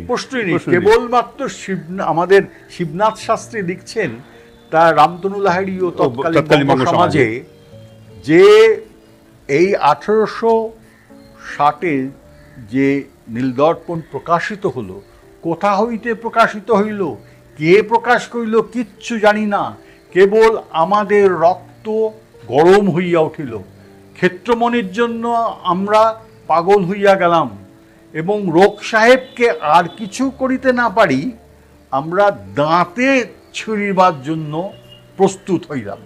মানে কি ভয়ঙ্কর রকমের রিঅ্যাকশন, এবং সেইটি ইংরেজিতে তিনি প্রকাশ করেন।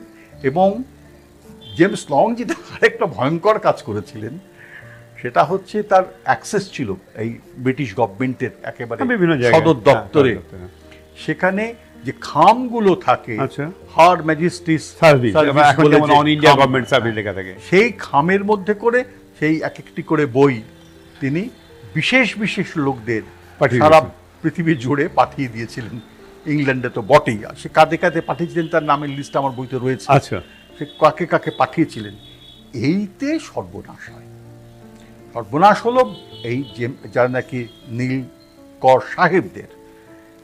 বদনাম হলো সব থেকে বেশি দুটো পত্রিকার, ইংলিশম্যান পত্রিকা আর বেঙ্গল হরকার, তাদের বিরুদ্ধে সরাসরি অভিযোগ করেছিলেন দীনবন্ধু মিত্র।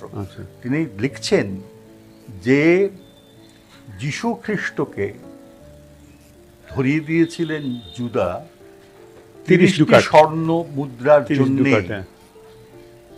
এই সর্বনাশটি করেছিলেন তিনি, তাকে পাইলটের হাতে ধরিয়ে দেন।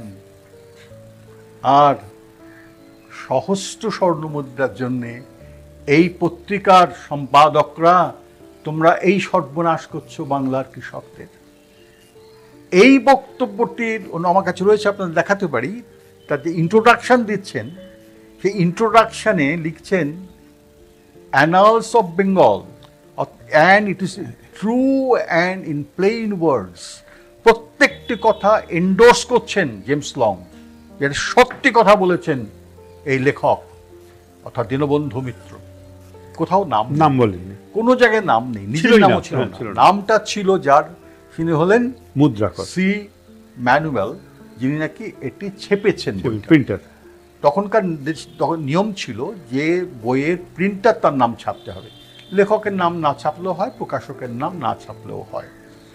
তখন ফার্গুসন তিনি অভিযোগ করলেন জেমস লং এর বিরুদ্ধে কোর্টে, সুপ্রিম কোর্টে। এটা হচ্ছে জুলাইতে, 24শে জুলাই অভিযোগ হলো যে তিনি এই যে কথাগুলো লিখেছেন, কে লিখেছেন, কে অনুবাদ করেছে নাম নেই, তাকে খুঁজে আনা হোক। তখন এই সি ম্যানুয়াল, যিনি নাকি মুদ্রাকর, তাকে আনা হলো। তাকে জেমস লং বলেছেন তুমি গিয়ে বলবে যে আমি তোমায় বলেছি, অর্থাৎ আমি যে প্রকাশক এটা আমি গোপন করতে চাই না, আমি বলতে চাই। তখন তারা জানতো, ফার্গুসন জানতেন, এই ইংলিশম্যান পত্রিকা জানতো যে এই কাজটা ইনি করেছেন। সেই জন্যেই লংকে একেবারে ধরবার জন্যে, একেবারে ওকে ওকে একেবারে এই দেশ থেকে তাড়াবার জন্যে উনি সুপ্রিম কোর্টে গেলেন এবং তারা বলল যে বলা হোক যে কে অনুবাদটা করেছে। এইবার এলেন কোর্টে দাঁড়ালেন, সুপ্রিম কোর্টে গিয়ে দাঁড়ালেন জেমস লং।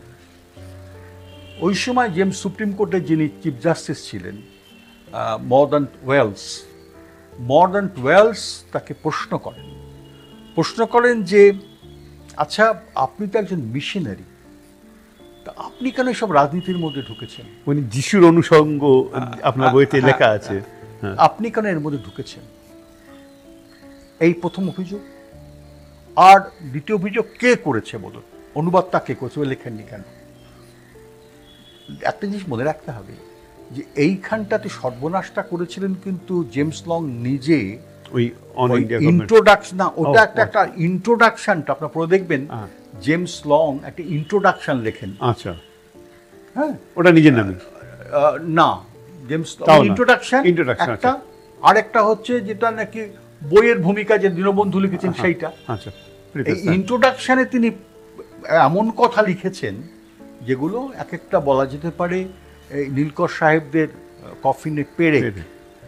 তিনি বলছেন এবং সতর্ক করছেন, বলছেন যে এই যে অত্যাচার হচ্ছে, এইটা সার্ফদের যেমন করে অত্যাচার করা হয় রাশিয়াতে, বা এই যারা কৃতদাস তাদের উপর যে অত্যাচার হয়েছে, রোমে যে অত্যাচার হয়েছে তার সমান।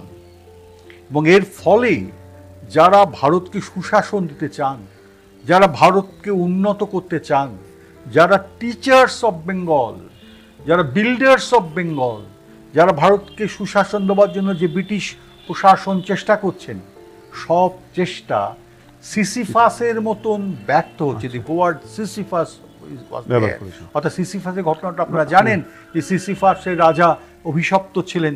তিনি তুলে একটু একটু একটু করে যখন পাথরটা তুলতেন একেবারে পাহাড়ের চূড়ায়, সেটা গড়িয়ে গড়িয়ে পড়েছে।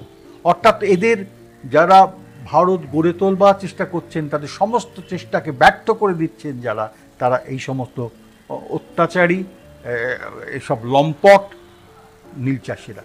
তাদের মধ্যে এই ইংলিশম্যান পত্রিকা এবং বেঙ্গল হরকরা, এদের সম্পাদকদেরও কিন্তু তার সঙ্গে তিনি জড়িয়ে নিয়ে সবাইকে এদের বক্তব্যকে ট্রু বললেন। আচ্ছা, এর ফলে এর উত্তরটা কি হবে? উত্তরটা দিচ্ছেন জেমস লং, আমি আপনাদের একটা লাইন শুধু পড়ে দিচ্ছি, আমার বই থেকেই বলে দিচ্ছি তিনি কি বলেছিলেন যখন ওকে এই প্রশ্ন করা হলো যে আপনি কেন রাজনীতি করছেন। এটাই তো বড় অভিযোগ ছিল ওর বিরুদ্ধে। উনি বললেন কে অনুবাদ করেছে আমি বলে দেবো, কিন্তু আসল কথাটা শুনুন যে কেন আমি রাজনীতি করেছি। হ্যাঁ, আমি রাজনীতি করেছি, আমি কৃষকদের পাশে দাঁড়িয়ে লড়াই করেছি, আমি তাদের জীবন জীবিকার সঙ্গে একাত্ম হয়ে লড়েছি। কেন? কারণ আমি একজন যিশু প্রেমী, কারণ আমি বাইবেল হাতে করে দেশে এসেছি। তারপর উনি লিখছেন, ওর বক্তব্য একেবারে আমি সরাসরি অনুবাদ করে বলছি,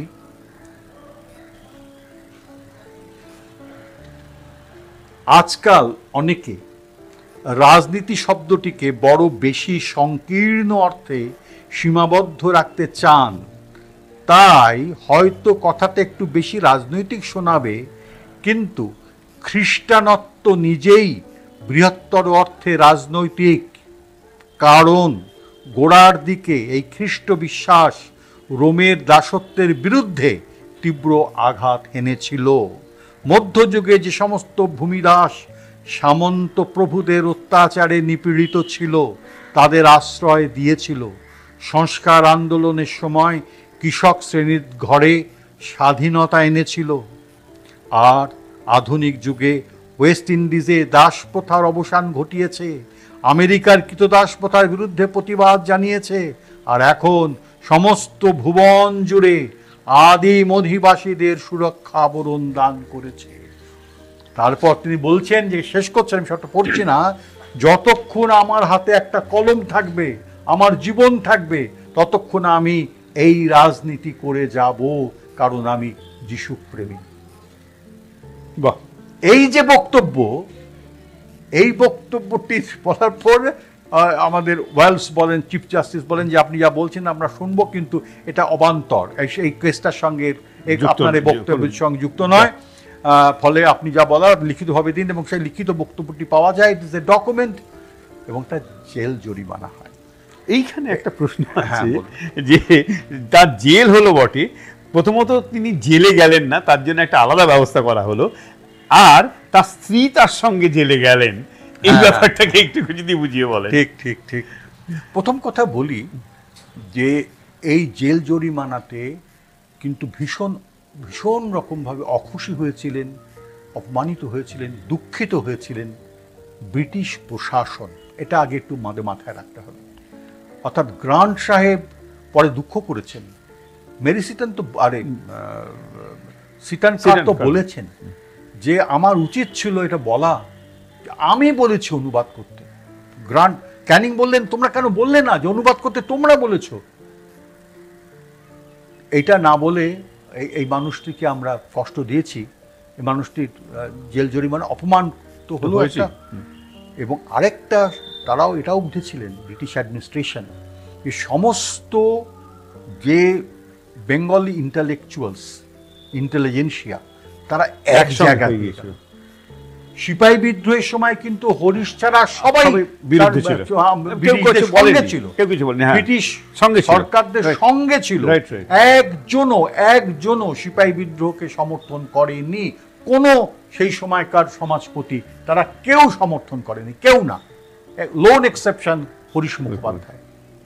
ওয়্যারএস এখানে উল্টোটা হয়ে গেল। এখানে দেখা গেল সবাই কে বসে আছেন যে কি হয় সুপ্রিম কোর্টের রায় জানবার জন্যে, জেমস লং এর পাশে দাঁড়িয়ে স্বয়ং রাধাকান্ত দেব, উল্টো দিকে যারা আছেন দেবেন্দ্রনাথ ঠাকুর, প্যারীচাঁদ মিত্র, কিশোরীচাঁদ মিত্র, রাজকৃষ্ণ মুখোপাধ্যায়, তার মতন লোক, প্রসন্ন কুমার ঠাকুর, এই সমস্ত সারা বাংলার যারা শ্রেষ্ঠ মেধা এবং ইন্টেলিজেন্সিয়া, সমাজপতি, বিভিন্ন স্তরের, বিভিন্ন দিকের, বিভিন্ন ধর্মের, তার সব একত্রিত হয়ে গেছে সেখানে। এখন ব্রাহ্ম, হিন্দু, গোঁড়া কিচ্ছু ভাগ নেই। স্বয়ং বিদ্যাসাগর, মাইকেল মধুসূদন দত্ত এবং এবং এবং কালীপ্রসন্ন সিংহ। এবং আমরা জানি যে, আমি পড়ে দিতে পারি যে ভার্ডিক্টটা কী ছিল সুপ্রিম কোর্টের। তারা বলেছিলেন, ভার্ডিক্টে বললেন 1 মাসের জন্যে তাদের জেল হলো, আর 1000 টাকা 1000 টাকা জরিমানা হলো, আর জরিমানা দিতে না পারলে আরো 1 মাস জেল হবে। এই হলো ভার্ডিক্ট। তৎক্ষণাৎ পকেট থেকে টাকা বার করে দিলেন 1000 টাকা আমাদের কালীপ্রসন্ন সিংহ। তখন অন্যরাও প্রস্তুত ছিলেন সাহায্য করার জন্য, জরিমানা যত হোক তারা দিয়ে দেবে। এতে দেখা যাচ্ছে যে সমস্ত যারা ল্যান্ড হোল্ডার্স অ্যাসোসিয়েশন, সেই সময়কার সমস্ত জমিদার গোষ্ঠী, তারা সব একত্রিত হয়ে গেল। ফলে এদেরকে কিছুতেই বিরুদ্ধে গিয়ে ব্রিটিশ অ্যাডমিনিস্ট্রেশন কিছু করতে চায়নি। সেই কারণে আপনি যে প্রশ্নটা করলেন, এটা অনেকেই আমাকে করেছে এই প্রশ্নটা, যে আচ্ছা উনি না হয় জেলে গেলেন, স্ত্রী কেন গেলেন? এবং এটা নিয়ে আমি খুব বিনয়ের সঙ্গে বলি যে যখন আমাকে এইসব নিয়ে প্রায় আক্রমণ করা হলো আমি একথা বলছি বলে, তখন আমি খুঁজে বার করার চেষ্টা করি যে উনি গিয়েছে তার প্রমাণ কি। প্রমাণ হচ্ছে শিশির কুমার ঘোষ, অর্থাৎ অমৃতবাজার পত্রিকার যিনি প্রতিষ্ঠাতা সম্পাদক, তিনি লিখেছেন পরবর্তীকালে। তিনি তখন হিন্দু পেট্রিয়ট পত্রিকার একজন রিপোর্টার হিসেবে তিনি নিজে গিয়ে দেখেছেন জেলখানার মধ্যে যেখানে রয়েছেন জেমস লং, সেখানে রয়েছেন তার স্ত্রী এমিলি ওর্মে। কিন্তু এই বক্তব্যকে তখন কেউ গ্রহণ করেননি, আমার এই বক্তব্যকে, কারণ বলছেন শিশির কুমার ঘোষ বলেছেন, তার দৃষ্টিকোণ থেকে বলেছেন, তিনি কি বলেছেন না বলেছেন আপনি জেমস লং এর লেখায় কোথাও পেয়েছেন? এটি আমি এখানে না পেয়ে আমি অক্সফোর্ডে যাই। অক্সফোর্ডে হেনরিয়েট স্ট্রিটে, সেখানে গিয়ে আমি চার্চ মিশন সোসাইটির যে অফিস আছে সেখান থেকে ফরচুনেটলি ডকুমেন্টস খুঁজে পাই। সেই ডকুমেন্টের মধ্যে পরিষ্কার একটি অবিচুয়ারি পাঠিয়েছিলেন ওর্মে মারা যাওয়ার পর জেমস লং চার্চ মিশন সোসাইটিকে। ওদের প্রত্যেক মাসে এখান থেকে লন্ডনের রিপোর্ট পাঠাতে হতো। সেই রিপোর্টের কপি আমি তুলে এনেছি, একেবারে ছবি তুলে নিয়ে এসেছি। তাতে তিনি বলছেন যে আমি যখন জেলখানায় গিয়েছিলাম তখন আমার সঙ্গে আমার স্ত্রী ওর্মে, অর্থাৎ এমিলি ওর্মে, আমার সঙ্গে জেলে গিয়েছিলেন। এখন প্রশ্ন হচ্ছে তিনি কেন জেলে যাবেন? জেল হয়েছে তো জেমস লং, কেন? এই প্রশ্নটার মধ্য দিয়ে সমস্ত ব্যাপারটা যদি খোঁজা হয় তার যে প্রহেলিকা কেটে যাবে। ব্রিটিশ অ্যাডমিনিস্ট্রেশন তারা চাইছিলেন যে ঠিক আছে, সুপ্রিম কোর্ট যখন বলেছে 1 মাসের কারাগার, সেটা মানতে হবে, তাকে মানতে তো হবে। কিন্তু এমন ব্যবস্থা তারা করলো যে তিনি জীবনে কখনো ভোগ করেননি। ওইটা একটুখানি গুছিয়ে বলুন আমাদের কাছে। যেটা মূল বক্তব্য সেটা এই যে ব্রিটিশ অ্যাডমিনিস্ট্রেশন দেখলো যে সন্ন্যাসী প্রতি মানুষটি, যার কোনো অপরাধ নেই, যিনি বরং ব্রিটিশ অ্যাডমিনিস্ট্রেশনকে সাহায্য করার চেষ্টা করছেন সঠিক সংবাদটি দিয়ে, যার নিজস্ব কোনো স্বার্থ নেই, তাকে যদি এই লাঞ্ছনা ভোগ করতে হয়, যাতে সমস্ত বঙ্গ সমাজ ক্ষুব্ধ হচ্ছে, বিশেষ করে সমস্ত ইন্টেলেকচুয়াল যে ফিল্ড তারা সমাজপতিরা, এটা খুব অবমাননাকর। এরপরে তাদের পক্ষে এখানে শাসন করাটাই কঠিন হয়ে দাঁড়াবে। তখন তারা বললেন যে সুপ্রিম কোর্টের ভার্ডিক্ট তো মানতেই হবে। তারা জেলখানার ব্যবস্থা করলেন, 1 মাসের জেল হবে। কিন্তু তারা এমন একটি বাড়িতে তাকে রাখলেন যেটাকে জেলখানা বলা হলো, সেটিতে যে স্বাচ্ছন্দ্য তারা দিলেন জেমস লংকে, সেটি আজ অব্দি জেমস লং তার সারা জীবনে কখনো এত স্বাচ্ছন্দ্যে 1 মাস কাটাননি। সেখানে তিনি তার স্ত্রীকে নিয়ে যাওয়ার অনুমতি পেলেন। স্ত্রী যেতে চাইলেন তার সঙ্গে, কারণ দেখা যাচ্ছে শিশির ঘোষ লিখছেন যে ওখানে বসে তিনি দেখছেন জেমস লং বেশ কিছু জমিদার শ্রেণীর মানুষ যারা তার সঙ্গে দেখা করতে এসেছেন, জেলখানার মধ্যে আলোচনা করতে এসেছেন, সঙ্গে 2টো বড় বড় প্যাকেট আছে, যেগুলো তারা এই যে সুপ্রিম কোর্টের রায়ের বিরুদ্ধে ল্যান্ড হোল্ডার্স অ্যাসোসিয়েশন তারা সভা করে সবাই মিলে সই করে প্রতিবাদ জানাচ্ছে, সেই প্যাকেটগুলো এসেছে। আর এমিলি ওর্মে ওই জেলখানার মধ্যে বসে রান্না করছেন, সবাইকে খাওয়ানোর ব্যবস্থা করছেন। অর্থাৎ আর এই বাড়িটিকে ঘিরে রয়েছে প্রায় খালি গায়ে এই একবারে হাঁটু অবধি কাপড় পরে সারা বাংলার নীল চাষিরা তারা বলছে যে আমাদের এই সাহেব বাবাকে আরেকবার ক্রুশবিদ্ধ করা হচ্ছে, আমরা তাই দেখতে এসেছি। তারা যারা বলছে তারা কিন্তু খ্রিস্টান নয়, তারা হিন্দু, তারা হিন্দু কৃষক। এই ধারণাটা আছে, তাদের কাছে জেমস লং সাহেব বাবা সেই তাদের কাছে ওই খ্রিস্টান ধর্মপ্রচারক হিসেবে তা আছে নয়, তাদের বন্ধু, তাদের জীবনের শরিক তারা। ফলে তারা সবাই সেই কৃষ্ণনগর থেকে হাঁটতে হাঁটতে মুড়ি চিড়ে নিয়ে তারা এসে এখানে বসে আছে তাকে ঘিরে। এটা অভাবনীয় দৃশ্য। বাংলার অনেক হয় কি বলে সিনেমা হয়, কিন্তু এর থেকে ভালো বোধহয় পাওয়া যাবে না, সত্য বিষয় পাওয়া যাবে না।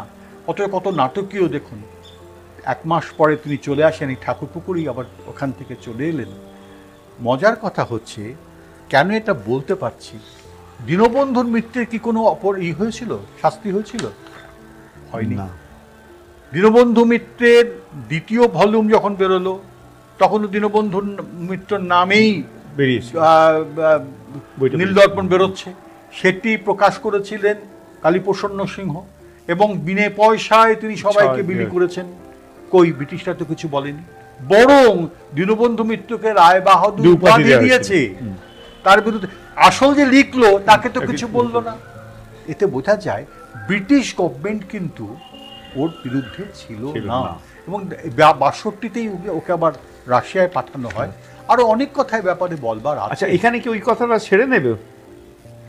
বলুন। সেটা হচ্ছে আপনি রাশিয়ার কথাটা বললেন, তো রাশিয়ায় চলে গেলেন কথাটা বললেন, তো তা এখানে আমাদের ফাদার দতিয়েনের সঙ্গে একটা ব্যাপারে আমার একটু মনে হচ্ছে, ফাদার দতিয়েন এখান থেকে বেশ কিছুদিন জন্য তিনি বেলজিয়ামে চলে গিয়েছিলেন। 62 সালে তিনি কি আবার ফিরে এলেন, কিছু ইনফরমেশন এনেছেন এই ব্যাপারে। অনেক কিছুটা জানা যায়, কিছুটা জানা যায় না। ঠিক তেমনি একই রকম কি ঘটনা 72 সালে সেটা না, সেটা হচ্ছে 72 সালে। আচ্ছা, শেষবার চলে গেলেন হঠাৎ করে। আচ্ছা, হ্যাঁ সে কথাটা বলি। হ্যাঁ, সেটা এই ঠাকুর, কারণ সময় সংক্ষেপ হয়ে আসছে আমাদের, আমরা শেষ করব। ঠাকুরপুকুরে আমরা জেমস লংকে দেখেছি যে এইখানকার মানুষের শিক্ষা, স্বাস্থ্য, বিশেষ করে কৃষকদের জনজীবনকে সাহায্য করা, এগুলো যেমন তিনি করেছেন। হঠাৎ করে 1872-এ তিনি চলে যান। কেন চলে গেলেন? যেমন করে ফাদার দতিয়েন আপনি বললেন, দতিয়েনও হঠাৎ করেই বাংলা ছেড়ে চলে গেলেন এতটা জনপ্রিয়তার মাঝে, ঠিক তেমনি জেমস লংও হঠাৎ করে চলে গেলেন। এক জায়গায় লিখছেন, চলে যাবার পর জেমস লং চলে যাওয়াতে এই আমাদের অমৃতবাজার পত্রিকা বলছে, আমাদের একটুখানি আমাদের ওকে একটু সংবর্ধনা জানাতে পারলাম না, হঠাৎ করে উনি চলে গেলেন। তবু বলি, লাইনগুলো আমি বাংলায় অনুবাদ করে দিচ্ছি। যখন আমরা বাংলার কোনো কৃষি ক্ষেতে দেখব সোনার ফসল ভরে আছে, তখন আমাদের মনে পড়বে জেমস লংয়ের কথা। যখন আমরা দেখব যে বাংলার কোনো নিম গাছের নিচে, তেঁতুল গাছের নিচে, আম গাছের নিচে বসে গ্রামের মানুষরা নিশ্চিন্তে গল্প করছে, তখন আমাদের মনে পড়বে জেমস লংয়ের কথা। ফলে বঙ্গজীবনের সঙ্গে তিনি কিভাবে ওতপ্রোতভাবে জড়িয়ে গিয়েছিলেন এবং তার প্রতি যে কতখানি অবদান ছিল এখানে স্পষ্ট। আমরা কি শেষের দিকে যাব? হ্যাঁ, আমরা শেষের দিকে যাই। এখানে আপনি তো, আমরা আগেও উল্লেখ করেছি যে এখানে একটি বিশাল রাস্তা আছে, জেমস লং সরণি। এই জেমস লং সরণিটা তৈরি করতে একজন মানুষের কথা আপনার লেখাতেও আছে, আপনি তো তার সঙ্গে বিশেষভাবে যুক্ত ছিলেন, অসিত বরণ বিশ্বাস। সেই ব্যাপারটা একটুখানি যদি আপনি বলেন তাহলে আমরা সময় কমে আসছে, শেষ করব। যে জেমস লংকে একটা সময়তে মুছে ফেলার চেষ্টা হয়। কারণ একটা কথা বুঝতে হবে যে জেমস লংকে অনেক মিশনারিরা পছন্দ করতেন না, কারণ জেমস লং কখনো মিশনারির যে কাজটা সেটা হয়তো ঠিক, তার কাছে গরিবের সেবাই হচ্ছে শ্রেষ্ঠ যিশু সাধনা। তার কাছে আর ধর্মান্তরিত করাটাই বড় কথা ছিল না। যে ধর্মান্তরিত হবে ভালো কথা কাজ দেখে, কিন্তু তার কাছে মূল কথা ছিল পৃথিবীর যেখানে যে দরিদ্র মানুষ কষ্ট পাচ্ছে তার পাশে গিয়ে দাঁড়ানো। এটাই ছিল তার মূল কথাটা। সেই কারণেই বলছি যে এটা পছন্দ করেনি অনেক মিশনারিসরা, যার জন্যে একটা অশান্তি হয় এবং তিনি চলে যান। এমনকি ঠাকুর পুকুরের যারা মানুষ এই চার্চের সঙ্গে যুক্ত, তারা একসময় চেয়েছিলেন যে উনি এসেছেন, এই চার্চটা তৈরি হয়েছে 1872-এর পরেই, অর্থাৎ জেমস লংকে একেবারে মুছে দেওয়ার চেষ্টা হয়েছিল। তাকে যিনি তুলে নিয়ে এলেন তার নাম অসিত বিশ্বাস। এটা আমি বলবোই, আমার ব্যক্তিগত অভিজ্ঞতা থেকে আমি জানি। আমিও তো এখানে 1848 সাল আমার জন্মের পর থেকে 1948 সাল থেকেই রয়েছি। অসিতদা আমার দাদার মতন ছিলেন। অসিতদা প্রায় একক চেষ্টায় এ অঞ্চলের বিদ্বজ্জনদের সাহায্যে তিনি আবার জেমস লংকে ঠাকুর পুকুরে প্রতিষ্ঠা করলেন। তার যে তিনি যে এ অঞ্চলের, এটা আমি পরবর্তীকালে বলেছি যে তিনি দীক্ষাগুরু। ঠাকুর পুকুর এবং জেমস লং প্রায় সিনোনিমাস। আর কোনো ব্যক্তির নাম আমরা পাই না যাকে ঠাকুর পুকুরের সঙ্গে সমনামী হিসেবে ভাবতে পারি। সেইভাবে তাকে তুলে এনেছিলেন অসিত বিশ্বাস। তারই ঐকান্তিক চেষ্টাতে এই মস্ত বড় রাস্তাটির নাম আমাদের তারাতলা থেকে আরম্ভ করে জোকা পর্যন্ত এটাকে জেমস লং বলা হয়েছে, এবং বলা হয়েছে, বলা হয় বলেই, এবং একটি মূর্তি স্থাপিত হয়েছে বলেই আজও নামটা অন্তত বেঁচে আছে এই না এর মধ্য দিয়ে। ফলে অসিতদার কাছে আমরা নিশ্চয়ই ব্যাপারে কৃতজ্ঞ। সেই সঙ্গে আমি বলবো যে একে বাঁচিয়ে রাখবার জন্য, জেমস লং এর অবদানকে স্মরণ করবার জন্য এখানে প্রতিভু বলে একটি ভিশন অফ নিউ এজ, তার যারা আপনিও তার সঙ্গে আছেন যতদূর শুনেছি, বড় কথা হচ্ছে যে তার সম্পাদক স্বরূপ সরকার বিশেষ করে নিয়মিত তার মৃত্যু দিনটিতে যে সভা করেন, খুব বড় সভা হয়তো হয় না, কিন্তু তার স্মরণ সভা তো একটি হয়, এবং সারা বাংলার বুকে বোধহয় একমাত্র স্বরূপ সরকার এবং তার প্রতিভু এই কাজটি করে থাকে। আচ্ছা, এই সঙ্গে একটা কথা বলি, তাহলে মৃত্যুদিন কেন আগে, এইটা একটা কথা, এইটা একটু পরিষ্কার বলা দরকার, সেইটা একটু বলা দরকার। আমরা কোথাও খুঁজে পাইনি। আমি নিজে গিয়েছিলাম, আপনাকে বললাম, চার্চ মিশন সোসাইটিতে অক্সফোর্ডে, কিন্তু আমরা কোথাও খুঁজে পাইনি যে ওর জন্মদিন কোথায়। যেটা পাওয়া যায় সেটা হলো ব্যাপটিজমের দিনটা পাওয়া যায় সেন্ট পিটার্স ব্যালিডন, মানে আয়ারল্যান্ডের ব্যালিডনে সেন্ট পিটার্স চার্চে ওর ব্যাপটাইজড হয়েছিলেন 4 জুন আপনার 1814-তে। এইটা পাওয়া যায়।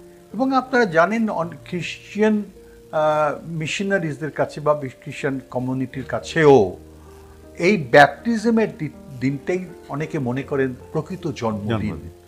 ফলে এটাই গুরুত্বপূর্ণ। জন্মদিনটা লেখা নেই, তবে জন্মদিন তো নিশ্চয়ই একটি নিশ্চয়ই ছিল। এখানে একটা কথা বলবার আছে, কোনো মানুষ একটা দিনকে তারা একটু চাইছেন, কিন্তু সেটাকে 23শে জুলাই, কোন জুলাই মাসের একটা দিন তার জন্মদিন। কিন্তু এবং দুর্ভাগ্যের কথা, এটা আমি শুনলাম একদিন, হঠাৎই শুনতে পেলাম কলকাতা দূরদর্শন থেকে প্রচার করা হচ্ছে যে এই জুলাই মাসের 1814 তিনি জন্মেছেন, এই জন্মদিন পালন করা হলো।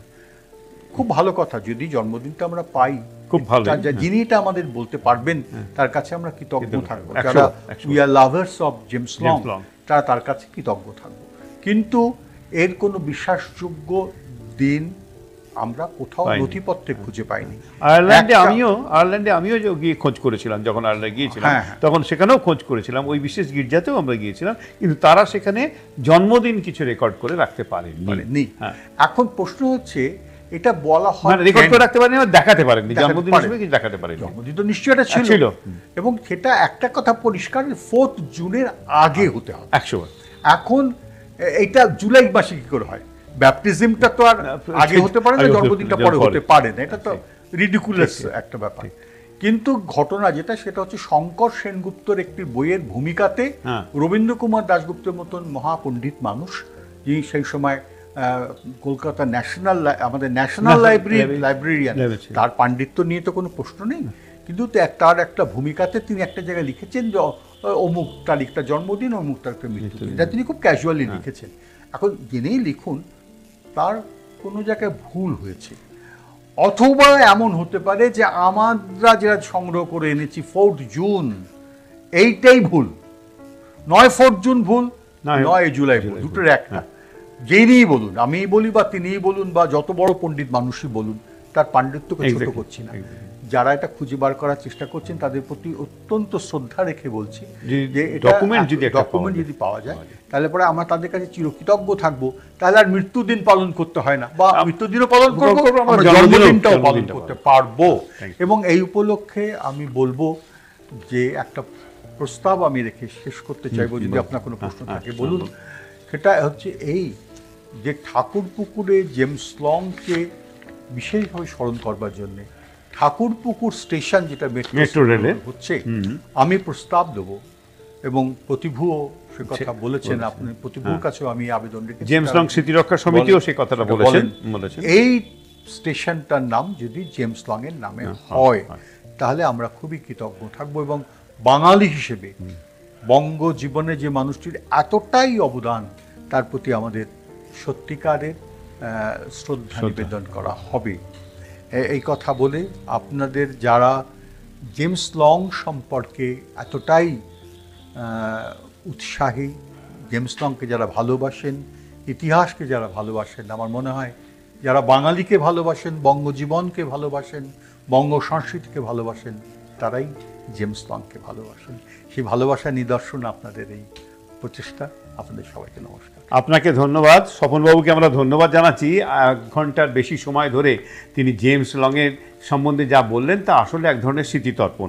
আমরা সেই বিখ্যাত মনীষী, সেই বিখ্যাত মিশনারি, সেই বিখ্যাত বঙ্গপ্রেমিকের প্রতি আমাদের অন্তরের শ্রদ্ধা এই পডকাস্ট মাধ্যমে আমরা সেটি তার কাছে তুলে দিলাম।